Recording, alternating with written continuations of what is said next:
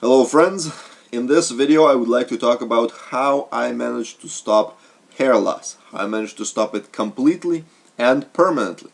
And I wish to share my experience, knowledge and the actual techniques that I undertook to accomplish that goal, to achieve that end result. So this is something that is very important, I believe, for many men who obviously are experiencing hair loss at an unprecedented rate in our society. But it is also more and more important, unfortunately, to women. And that is something that is very disheartening, and hopefully if this video helps, regardless be you male or female, then it would really make me happy. So I wish to contribute this knowledge to society, share it with everybody, and hopefully it will work for you. That is my best wish. However, we must understand that not everything that works for me and help me accomplish the goal will actually work for you. I'm not a hair loss expert. I'm not a hair expert in general. I don't care much about hair. I always keep it short and efficient, so you could just wipe it with a towel and off you go. I don't do anything special, don't use any type of special shampoos, nothing like that for my hair. So that's that. And furthermore, I wish to say that in my family there's a lot of bald people. At least on my father's side, my father is completely bald. You can watch him on his YouTube channel. The link will appear somewhere. And my other relatives on my mother's side and on my father's side experienced hair loss to various extents. So that is something that is personal for me. I've seen it with my relatives, never really cared too much about it until 2 years ago it started happening to me. I started losing hair. I started losing it right here on top, and my front, at the front there would be, the hair would be fairly dense, but from here on hair started falling out extensively, and when I would do something like this, a lot of hair would fall out. Furthermore, if I start picking on it and pulling hair out, I would every time would have 3 to 4 little hairs in my fingers. And in fact, I did it so much that I was pulling at one place so much I created a little bald spot. Now it has, well, the hair has regrown there, but it was something habitual that I did just to check if the hair was falling out, and sure enough it did, until I said to myself I had to stop it, otherwise I'm gonna pull out all the hair on my head. So, and I double checked, so I pulled here, nothing, and here coming out very easily.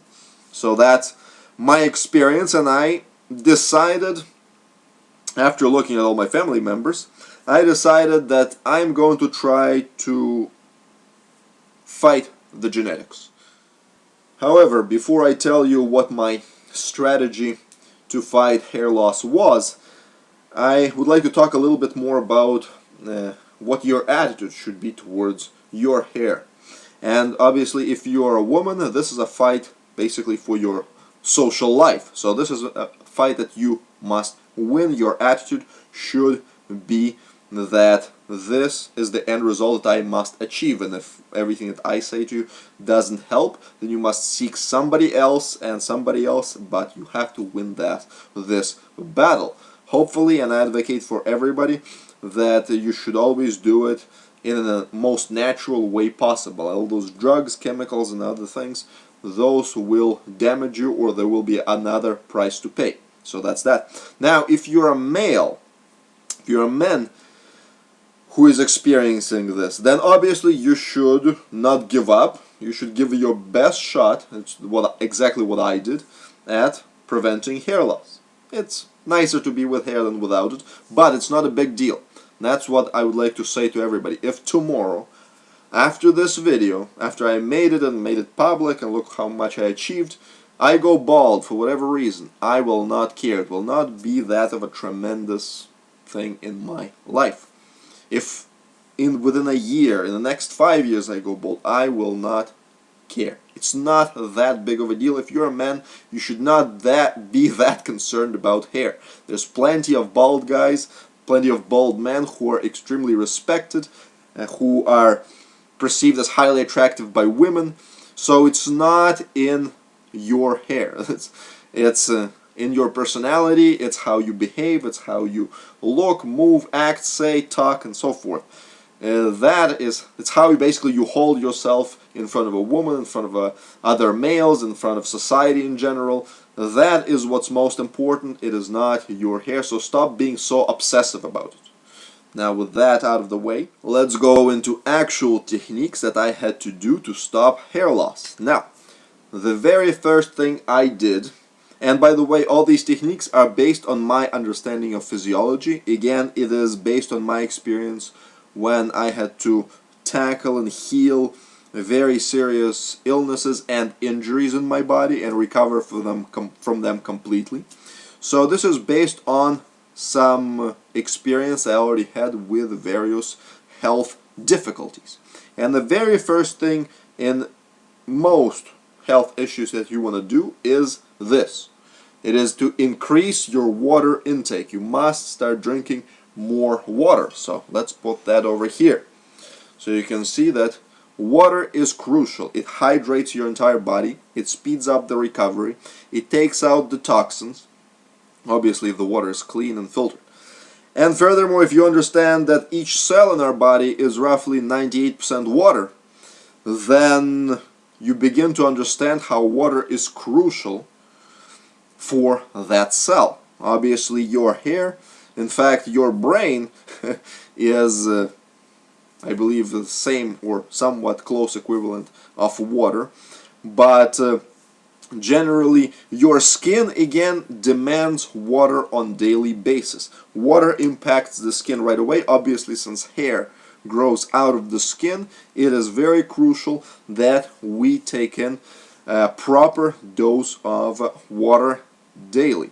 And the proper dose would be, I would say, 2 liters for everybody. If you're between 140 pounds to 240 pounds and more, 2 liters of water daily would not hurt you. Now, obviously, if you weigh, the more you drink. Personally, I drink between 2 dash 5 liters of water, depending on how active I am during the day. But in general, 3 liters of water, and I weigh 185 pounds. I take in daily very easily, and it helps me again not only with hair loss but with other injuries and health conditions that I have. So again, water. Start drinking more water. I was already drinking water before hair loss started to occur in my body, but then I had to increase it. So often when something is going wrong with your health and you think, well, I'm already doing all these healthy things, sometimes you actually need to step up and increase the frequency or the amount of what you're doing towards or for your health. So that's that. Increase your water.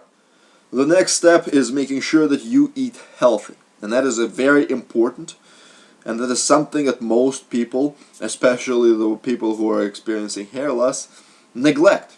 And how do you expect your body to recover? How do you expect to reverse illnesses and disease if what you're putting in your body is poison? So you absolutely have to start eating healthy, at least giving it your absolute best shot. I understand that this is a modern life, pesticide-free, not genetically modified fruits and vegetables may not be available to you. The meat that is on the shelves in the supermarket is all full of hormones and so forth. I get all that, but you should start making every attempt to eat as much vegetables as possible, to try to find those not genetically modified products, to try to find things that heal your body or foods that contribute to your recovery process, and learn about them, what helps your body, what does not, and this entire world of basically eating properly. There's a whole bunch of information out there. Get out there, learn it. If you have any questions asking where to start, I don't want to put this info in this video, it will take too long.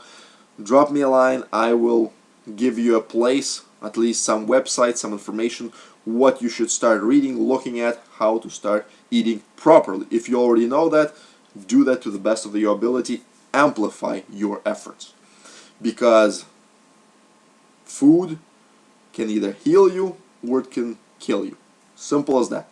Now, many of you may be thinking that eating well is nice and drinking water is wonderful, and I understand all that, but give me some condition-specific exercises that I can do to prevent hair loss, to stop it, just like you did. So that is exactly what I'm going to share with you. The next two exercises are intended specifically, target or condition specific. They target the scalp, they target your hair on your head, and at least as the case with me, they help me prevent hair loss. They help me stop it, and then as I do them regularly, they help me prevent it every single day, and I'm planning to do this as long as I have hair. That means for the rest of my life. So, the first exercise requires this rare to find tool. That is, of course, a regular hairbrush. Well, it's not really a regular hairbrush, it's kind of like a massage hairbrush, and it is intended for a scalp massage. Well, some people may use it to brush their hair.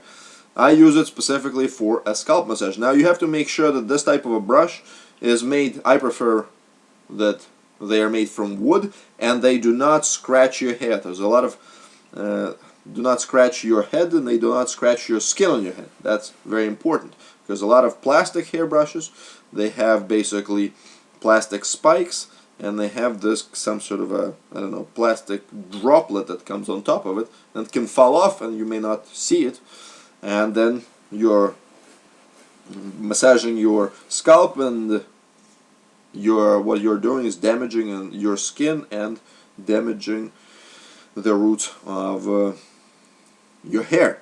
So this is very important, and this is one of the exercises that I use to prevent hair loss, and I do this regularly in the morning, sometimes in the evening as well, but once a day for sure, twice, the more the better. And I do it for roughly 3 to 4 minutes, and here's what exactly that I do. I simply massage my head like this. You massage all areas of your scalp, not just where the hair is falling out. You do it everywhere, but obviously the emphasis on the area that is losing most hair. So right here, and as you do that like that, you are stimulating blood circulation on your scalp, on the skin, on your precious head.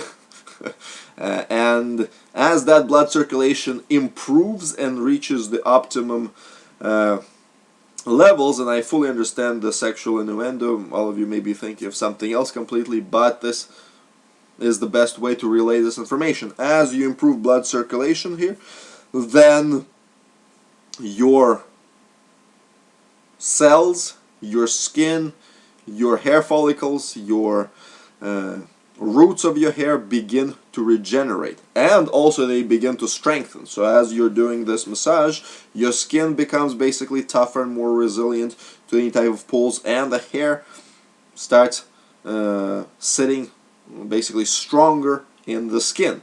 And that is something that I've experienced, because in the past I would do this type of massaging on my scalp and a lot of hair would fall out. Now I can do it all day long, and no hair, or very little amount of hair, would fall from my head down to the floor. But that is an exercise that I highly recommend you do again every day. I do it in the morning. It doesn't really, I think, matters when you do it. I think in the morning there's less blood circulation, so you're actually stimulating. It helps you wake up. It's just a very nice exercise to do in the morning. Something, again, I recommend.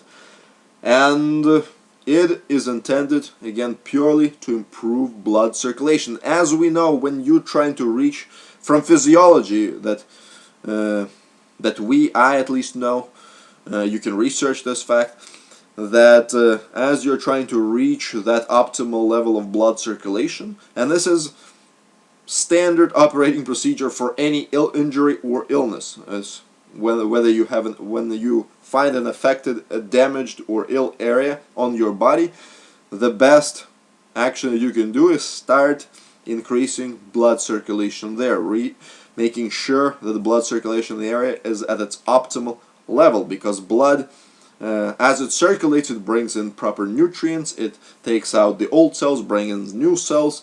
In short, it revitalizes the area that is affected. So you wish to make sure that you have the best possible blood circulation, especially at such an important place as your head.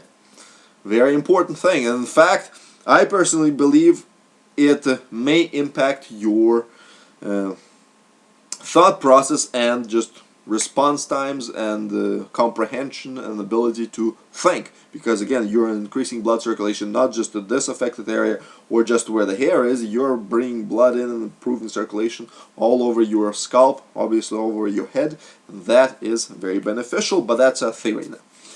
So that's an exercise that you should be doing daily for the rest of your life, and it will help restore and then prevent, or first stop hair loss, then prevent it, and obviously restore your hair, as my hair is beginning to regrow. Now, the next exercise is also intended to improve blood circulation, but it is a little bit different. Now, what this exercise involves is basically standing on your head, doing a headstand.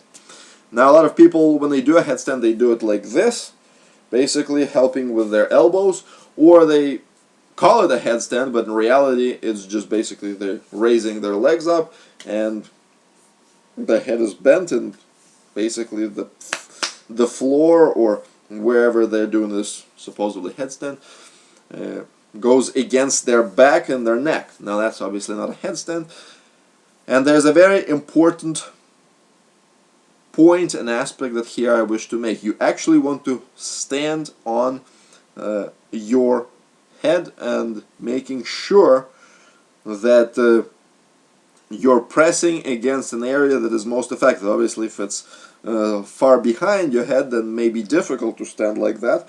Also, you may break your neck, so you shouldn't do it. But if it's somewhere on top where you can position as much as possible, then I believe it will help you. Also, even if you're starting losing hair away from the back, then I believe it still may be a beneficial exercise for you to do, because you are now improving overall blood circulation in the region where you're losing hair. So this is how you do a headstand that I recommend. Now, you're actually standing on your head, and you want to make sure that where you're placing your head, it's nice and soft. It shouldn't be too soft that it's like a pillow, but it can be like a carpet or a rug. That's ideal. You shouldn't be standing on hardwood floor, because that will be just too painful and may apply too much pressure on your skin, and that may actually damage your hair. But here again is what you do. Headstand on your actual head.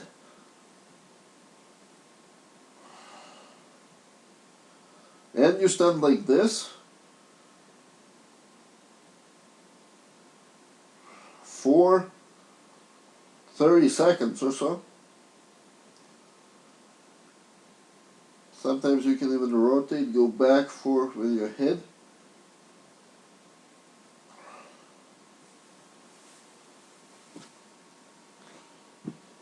And for all intents and purposes of this video, I'm gonna go down. Now, you have to make sure that all the blood that has circulated towards your now upper body and towards your head stabilizes. So you have to lay down after each time you stand on your head, because otherwise you might damage your blood vessels, especially the smaller ones, because they have just they inflated, they stretched, and if you go up too quickly, blood will go away from them, and that may be a little bit of a bit too much and very fast blood flow in the other direction, and there might be unexpected damage. So you always want to do it very gradual and slow, and obviously in a balanced way. And also this is showing you how long it takes for blood to stabilize, so how long you should lay down and wait. Well, actually I'm feeling pretty good. So that is what you do.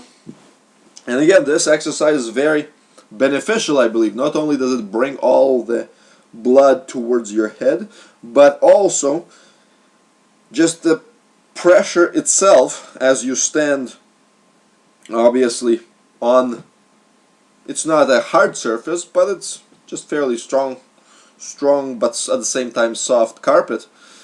The skin is being basically squeezed, or a pressure on the skin is applied while blood is flowing to the area.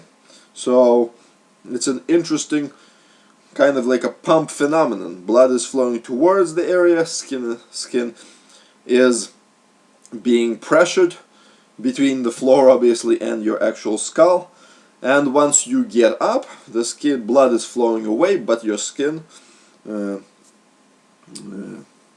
it basically restores back to normal, which creates an interesting basically pump action dynamic in the area again where you're losing most of your hair, and that overall improves blood circulation in a slightly different way than simply massaging your scalp with a hairbrush. Overall, these exercises specifically helped me stop hair loss. Now there's one sort of extra bonus exercise that I wish to show you.